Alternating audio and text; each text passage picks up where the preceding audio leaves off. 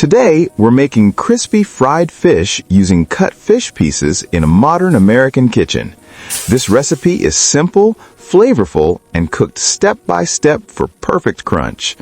Step 1. We start by preparing the fresh fish on the cutting board. Step 2. The fish is washed thoroughly under clean running water.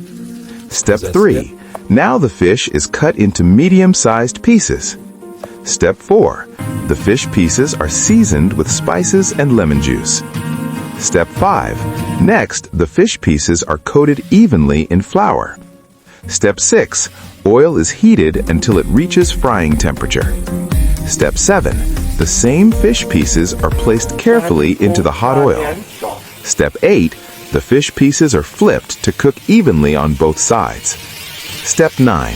Once golden, the same fish pieces are removed from the oil. Step 10. Finally, the fried fish pieces are plated and served. If you enjoyed the video, then subscribe my channel. Thank you.